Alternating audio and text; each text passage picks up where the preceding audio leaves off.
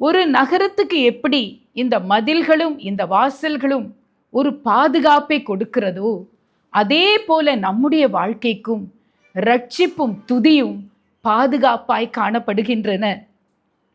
இந்த மதில்கள் இருந்தால்தான் பொல்லாத ஜனங்களோ, சத்துருக்களோ, கொலைக்காரரோ, திருடர்களோ உள்ளே வர முடியாது. அதே போலதான் ரட்சிப்பு என்ற அனுபவத்தை நாம் பெற்றுக்கொள்ளும் பொழுது அது நமக்கு பெரிய பாதுகாப்பை கொடுக்கிறது. ஆண்டவராகிய இயேசு கிறிஸ்து எனக்காக இந்த உலகத்துக்கு வந்தார்.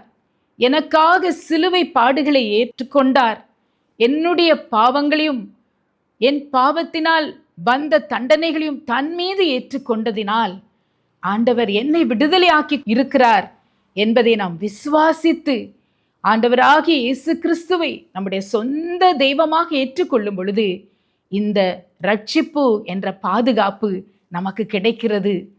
துதி என்று சொல்லும் பொழுது அந்த வாசல்களிலே எப்படி அநேக விசேஷமான காரியங்கள் நடந்ததோ, ஒரு பட்டணத்திற்கு அந்த வாசல் எத்தனை முக்கியமோ, அதே போல தேவனை நாம் பெருமையாக போற்றி துதித்து அவருடைய மேன்மைகளை அறிவிக்கும் பொழுது அதுவும் நமக்கு பெரிய பாதுகாப்பை கொடுக்கிறது.